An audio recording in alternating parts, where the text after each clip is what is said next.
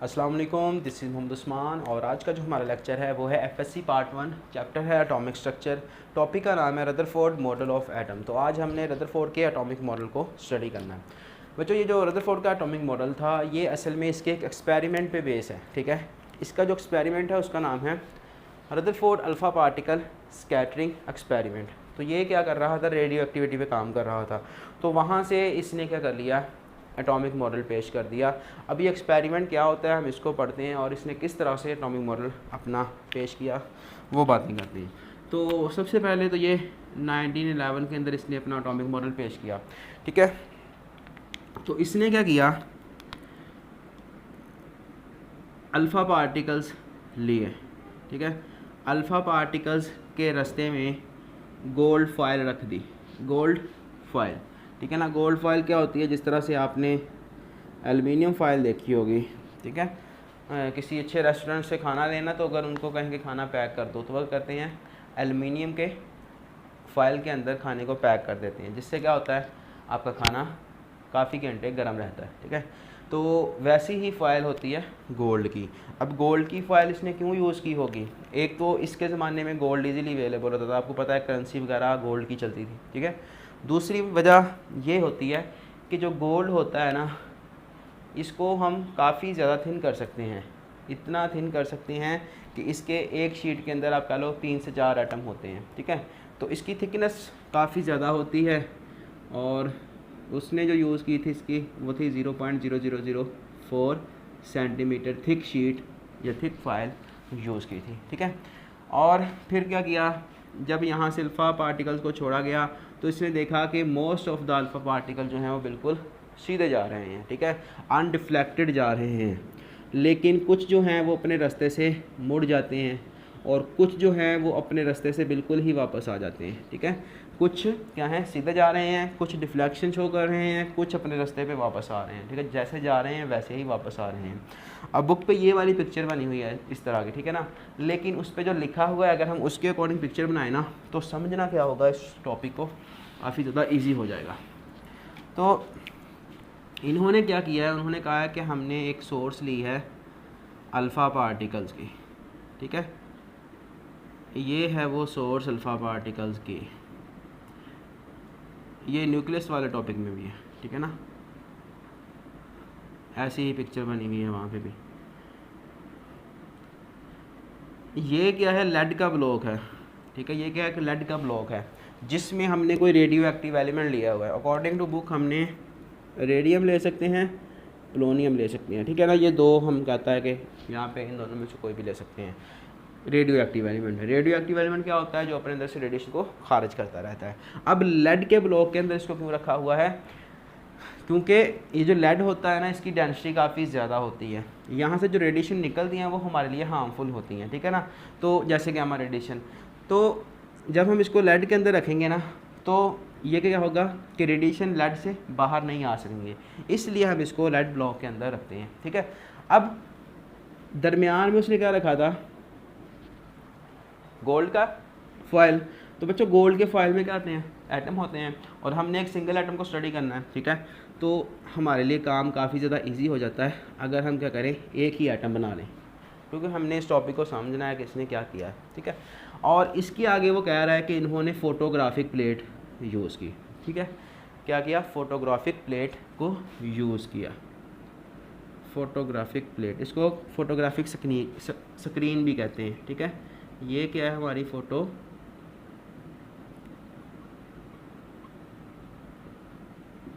Plate है। ठीक है, और इस फोटोग्राफिक प्लेट पे क्या किया हुआ है, एक फ्लोरेसेंट मटेरियल कोट किया हुआ है इस तरह से। ये इसके ऊपर क्या है, फ्लोरेसेंट मटेरियल कोट कर दिया है। इस फ्लोरेसेंट मटेरियल का क्या काम होता है कि जब भी कोई पार्टिकल इस पर आके स्ट्राइक करेगा तो ये क्या करेगा वहाँ पे, हाँ जी, ग्लो प्रोड्यूस करेगा। और ये पार्टिकल कौन सा होता है, इसका नाम क्या है, जिंक सल्फाइड। ठीक है, अब फ्लोरेसेंट स्क्रीन लगा दी, सारा कुछ कर लिया, तो यहाँ से क्या होगा, अल्फ़ा पार्टिकल्स निकलेंगे। अल्फ़ा पार्टिकल्स की बात हमने नहीं की अभी, तो वो भी कर लेते हैं। अल्फ़ा पार्टिकल्स क्या होते हैं, अल्फ़ा पार्टिकल्स आपको पता है, हीलियम आपने देखा हुआ है, ठीक है। हीलियम क्या होता है 2 4। तो अगर देखें तो इसके न्यूक्लियस में 2 प्रोटॉन हैं, 2 ही न्यूट्रॉन हैं। अगर 2 प्रोटॉन है तो इट्स मीन 2 ही इलेक्ट्रॉन इसके बाहर चक्का लगा रहे हैं। तो अगर हम इसको कम्प्लीटली आयोनाइज कर दें तो क्या होगा, पीछे ये चीज़ बच जाएगी, और ये क्या है, न्यूक्लियस किसका, इसका। यानी कि हीलियम के न्यूक्लियस को हम क्या कहते हैं, अल्फ़ा पार्टिकल बोलते हैं। तो ये हमारे अल्फ़ा पार्टिकल हैं जो कि इस रेडियो एक्टिव एलिमेंट से निकलेंगे। तो अब हम कहते हैं कि ये अल्फ़ा पार्टिकल जो हैं वो निकल रहे हैं, ठीक है। अब यहाँ से रदरफोर्ड ने कुछ 3-4 ऑब्जर्वेशन किए हैं, ठीक है, वो आपने ज़रा ध्यान से देखनी है। इसने देखा कि कुछ अल्फ़ा पार्टिकल, चलो वो बाद में बात करता हूँ, मैं पहले बना लूँ। इसने देखा कि स्क्रीन का जो इतना हिस्सा है ना, यहाँ से लेके यहाँ तक जो इतना हिस्सा है, ठीक है, इतना हिस्सा, इस पे इसने देखा कि कंटिन्यूसली ग्लो या कंटिन्यूसली इल्यूमिनेशन हो रही है। कंटिन्यूसली इल्यूमिनेशन का मतलब ये है कि जितने भी अल्फ़ा पार्टिकल वो पीछे से फेंक रहा है, मोस्टली अल्फ़ा पार्टिकल इस जगह पे आ रहे हैं, ठीक है। एक तो ये ऑब्जर्वेशन इसने की कि इतना जो रीजन है उसमें क्या है, कंटिन्यूसली अल्फ़ा पार्टिकल्स आ रहे हैं, जिस तरह से ये, ठीक है। लेकिन दूसरी ऑब्जर्वेशन जो इसने की वो ये देखा कि जो इतना रीजन है ना, इतना रीजन क्या है, ये डार्क ही रहता है। पूरे के पूरे एक्सपेरिमेंट में इतना रीजन जो था वो क्या था, डार्क था। बाकी इतना रीजन अगर आप हम बात करें इतने रीजन की, तो यहाँ पे क्या था, कंटिन्यूसली ग्लो प्रोड्यूस हो रहा था। कंटिन्यूसली ग्लो का मतलब कि जितने भी अल्फ़ा पार्टिकल वो गिरा रहा है मोस्टली यहीं पे आ रहे हैं, ठीक है। ये 2 ऑब्जर्वेशन हो गई। इसी तरह से यहाँ पे एक और बना लेते हैं, ठीक है। तो अब उसने कुछ देखा, ये 2 ऑब्जर्वेशन करने के बाद, ठीक है, उसने जो तीसरी ऑब्जर्वेशन देखी वो ये थी कि कुछ जो अल्फ़ा पार्टिकल थे, ठीक है ना, कुछ जो अल्फ़ा पार्टिकल्स थे वो अपने रास्ते से क्या हुए हैं, उन्होंने अपना रास्ते से वो कुछ डेविएशन शो किया, जिस तरह से ये, ठीक है, इस तरह से। तो जो दूसरी ऑब्जर्वेशन उसने नोट की वो ये थी कि कुछ वक्फे के बाद क्या हो रहा है, रह के यहाँ पे भी पार्टिकल आ रहे हैं, ठीक है ना, यहाँ पे भी इल्यूमिनेशन हो रही है। इसी तरह इतने रीजन में भी इल्यूमिनेशन हो रही है, ठीक है। तो अब यहाँ से उसने ये सोचना था कि ये डेविएशन क्यों हुई है, ठीक है। और दूसरी बात ये सोचने वाली है कि यहाँ पे कोई पार्टिकल क्यों नहीं आके गिरा, ठीक है ना, यहाँ पे इल्यूमिनेशन क्यों नहीं हुई। तो उसने अब यहाँ से ये ऑब्जर्वेशन जब कर ली तो ऑब्जर्वेशन के बाद क्या करना होता है, कंक्लूजन निकालनी होती है। तो इसने अब कंक्लूजन निकालनी है। इसने जो फर्स्ट ऑब्जर्वेशन हमने बात की है कि मोस्टली जो अल्फ़ा पार्टिकल्स हैं वो बिल्कुल सीधे जा रहे हैं, इट्स मीन उसने ये सोचा कि एटम के अंदर बहुत ज़्यादा एम्प्टी स्पेसेस हैं, क्योंकि कोई भी अल्फ़ा पार्टिकल यहाँ से डिफ्लेक्ट नहीं हो रहा। इट्स मीन इसके दरमियान में क्या है, कोई भी अट्रैक्शन या रिपल्शन की फोर्स नहीं है। इट्स मीन के मोस्टली एटम के अंदर क्या है, एम्प्टी स्पेसेस हैं। जो फर्स्ट कंक्लूजन निकाला गया वो यही था कि अल्फ़ा पार्टिकल इसलिए डिफ्लेक्ट नहीं हो रहे क्योंकि एटम के अंदर काफ़ी ज़्यादा एम्प्टी स्पेसेस हैं। अब दूसरे ऑब्जर्वेशन की बात करें वो ये वाला है कि जहाँ पे क्या हो रहा था, कुछ देर के बाद, कुछ वक्फे के बाद क्या हो रहा था, कोई पार्टिकल यहाँ पे आके स्ट्राइक कर रहा था, जिसकी वजह से यहाँ पे और यहाँ पे ग्लो प्रोड्यूस हो रही थी। तो इसने ये सोचा क्योंकि अल्फ़ा पार्टिकल पे चार्ज कितना है, अल्फ़ा पे पार्टिकल पे चार्ज कितना है, +2, और यहाँ पे उसने क्या यूज़ किया हुआ है, गोल्ड, ठीक है। तो गोल्ड में क्या होता है, प्रोटॉन तो होते ही है ना गोल्ड में, हमें पता है 79 होता है गोल्ड, ठीक है। तो इट्स मीन कि यहाँ पे कोई पॉजिटिव चार्ज है, यहाँ पे क्या है, दरमियान में सेंटर में क्या है, कोई पॉजिटिव चार्ज है। अब क्योंकि ये एलिमेंट, ये पार्टिकल यहाँ से गया, ठीक है, जब यहाँ पे पहुँचेगा इस पॉजिटिव पे की वजह से और इस पॉजिटिव चार्ज की वजह से यहाँ पे कितना है, +2, यानी कि ये अल्फ़ा पार्टिकल है, इस पर +2 चार्ज है। इस पॉजिटिव और इस पॉजिटिव की वजह से ये क्या हो जाएगी, थोड़ी सी यहाँ पे रिपल्शन होगी, और रिपल्शन की वजह से ये क्या हो जाएगा, जो स्ट्रेट पाथ पे जा रहा था वो क्या हो जाएगा, अपने रास्ते से डेविएशन शो करेगा। तो इस मीन के यहाँ से जो कंक्लूजन उसने निकाली वो ये थी कि जो प्रोटॉन है जो एटम के अंदर पॉजिटिव चार्ज है वो कहाँ पे है, उसके सेंटर में है। यहाँ से जो दूसरी ऑब्जर्वेशन से उसने कंक्लूजन निकाला वो ये था कि जो पॉजिटिव चार्ज है वो क्या है, बिल्कुल सेंटर में है, क्योंकि जो पार्टिकल भी सेंटर से गुजर रहा था वो ही डिफ्लेक्शन शो कर रहा था। अब कोई अपने ज़्यादा से ज़्यादा डिफ्लेक्शन शो करेगा, कोई अपने रास्ते से ज़्यादा डिफ्लेक्शन शो करेगा, कोई क्या होगा, कम करेगा। क्योंकि अगर कोई बिल्कुल इसके पास से गुजरता है, जैसे ये वाला था, ठीक है ना, तो ये क्या हो जाएगा, ज़्यादा मुड़ जाएगा क्योंकि इस पर रिपल्शन की फोर्स ज़्यादा लगेगी। और कोई और पास से गुजरता है तो वो भी क्या हो जाएगा, ज़्यादा डिफ्लेक्शन शो करेगा, रिपल्शन की फोर्स ज़्यादा होने की वजह से। तो इसने ये कंक्लूजन यहाँ से निकाला कि एटम का जो पॉजिटिव चार्ज है वो उसके सेंटर में, उसके मरकज़ में है। अब तीसरा ऑब्जर्वेशन जो था वो उसी ने इसके बारे न्यारे करवाए हैं, वो क्या है कि जो इतना रीजन है इसमें क्या हो रहा है, कोई भी अल्फ़ा पार्टिकल नहीं आ रहा। इवन कि जब तक एक्सपेरिमेंट हमारा ख़त्म होता है तब तक भी कोई इस पर पार्टिकल आके स्ट्राइक नहीं करता, ठीक है। तो यहाँ से हमें उसने अब कंक्लूजन क्या निकाला, एक बात तो ये है कि कोई भी पार्टिकल इधर नहीं आ रहा, इसलिए यहाँ पे क्या है, डार्क है।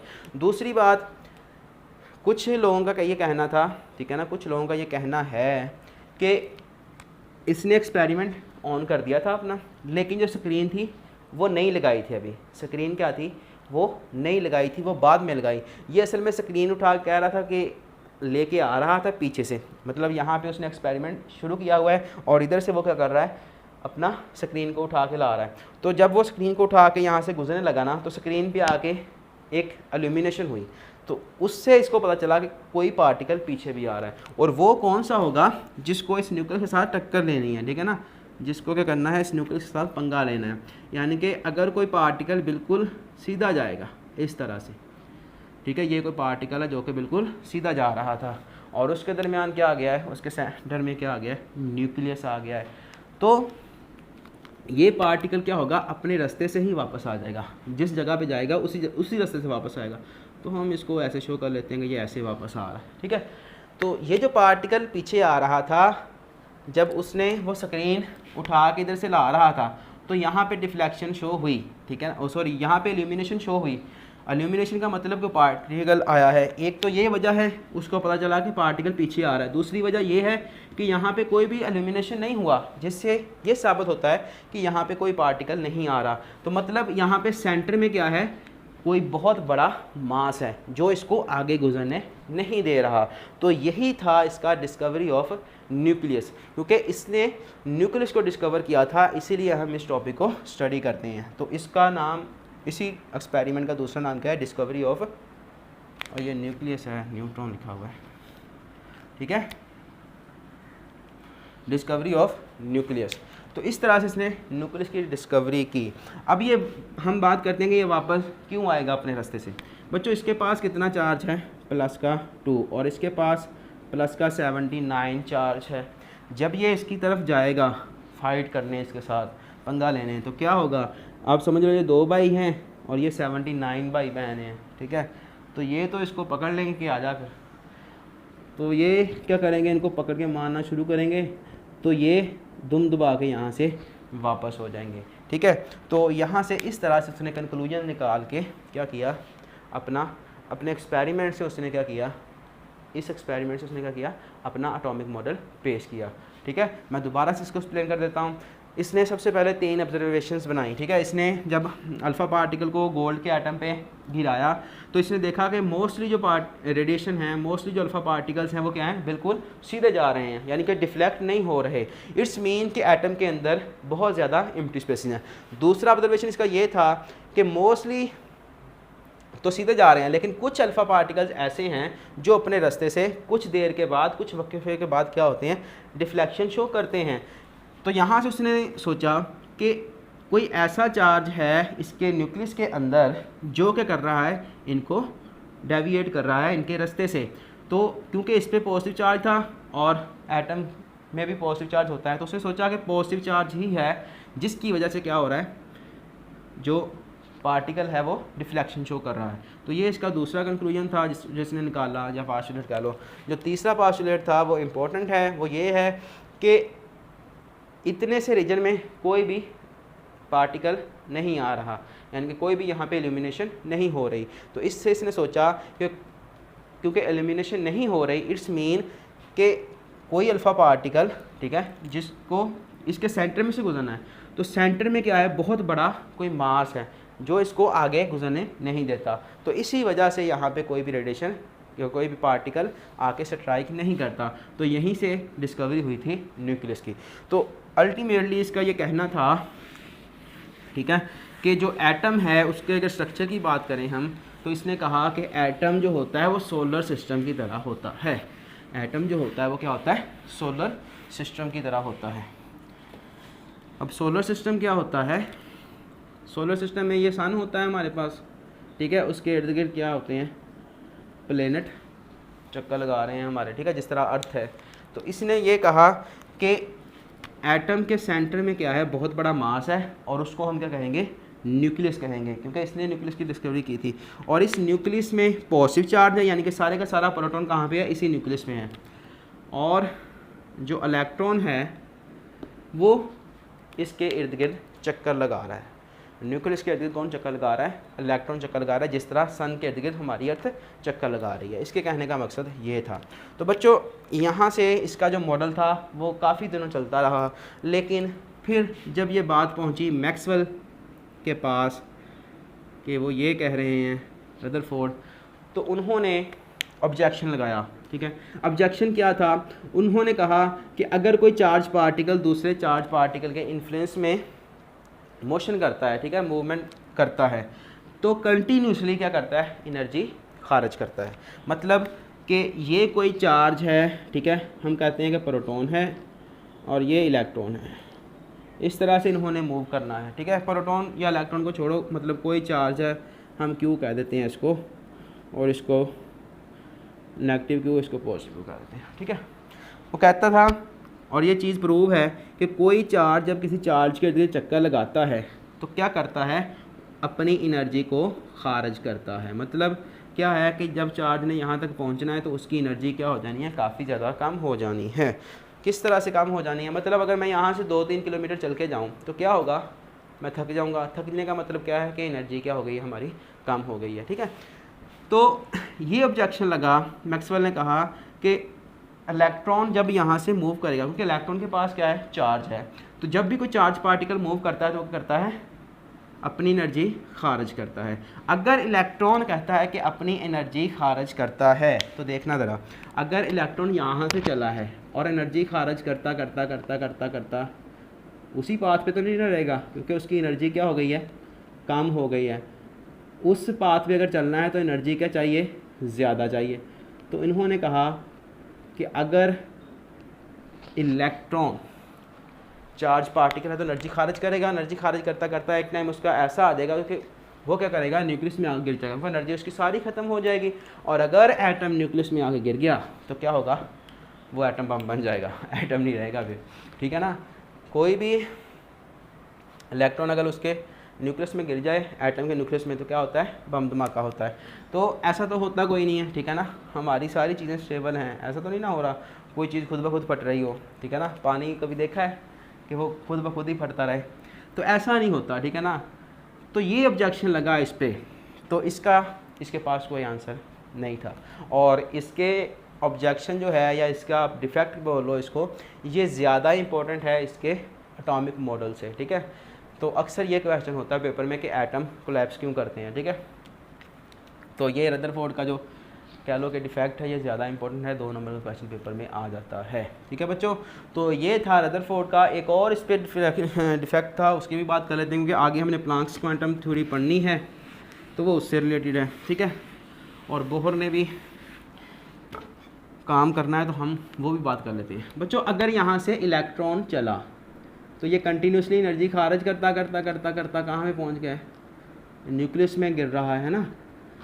तो जब इसकी एनर्जी खारिज हो रही है, हमने कहा है कि कोई चार्ज जब किसी चार्ज के इन्फ्लुएंस में हरकत करता है तो वो कंटिन्यूसली एनर्जी खारिज करता है। अगर इलेक्ट्रॉन कंटिन्यूसली एनर्जी खारिज करता है तो हम इसको रिकॉर्ड करेंगे, ठीक है। जिस तरह से हम पिक्चर रिकॉर्ड कर लेते हैं या कैमरे में वीडियो रिकॉर्ड कर लेते हैं, इसी तरह से हम एटम का जो है वो एनर्जी का स्पेक्ट्रम जो है वो रिकॉर्ड करेंगे। तो जो स्पेक्ट्रम होता है ये हमने आगे पढ़ना है, अभी सिर्फ परेशान ना हो कि ये क्या वर्ड है, ठीक है ना। तो जो स्पेक्ट्रम होना चाहिए वो क्या होना चाहिए, एक कंटिन्यूस स्पेक्ट्रम होना चाहिए। कंटिन्यूस स्पेक्ट्रम का मतलब कि जिस तरह हमारे पास कोई लेज़र है, ठीक है ना, अगर हम उसको चला दें तो क्या होता है, कंटिन्यूस लाइट उसके अंदर से निकलती है। जिस तरह से बल्ब चल रहा है कोई, ठीक है ना, तो कंटिन्यूस लाइट दे रहा है, लेकिन ये कंटिन्यूस नहीं होती। आप समझ लो कंटिन्यूस लाइट दे रहा है। अगर मैं क्या करूँ, उसी लाइट को, उसी बल्ब को क्या करूँ, कभी ऑन कर दूँ, कभी ऑफ कर दूँ, कभी ऑन कर दूँ, कभी ऑफ कर दूँ, तो वो क्या हो जाएगी, डिसकंटिन्यूस लाइट हो जाएगी। तो अगर एटम यहाँ से कंटिन्यूस एनर्जी खारिज कर रहा है तो क्या होना चाहिए, उसका जो स्पेक्ट्रम है वो कंटिन्यूस स्पेक्ट्रम आना चाहिए, यानी कि इस तरह से, ठीक है ना। लेकिन होता क्या है कि जो स्पेक्ट्रम हमारे पास आता है वो लाइन स्पेक्ट्रम होता है। तो इसका भी आंसर इनके पास नहीं था, ठीक है। तो ये था हमारे पास रदरफोर्ड का एटॉमिक मॉडल। अगर कोई क्वेश्चन हो तो लाजमी पूछेगा। Thank you very much.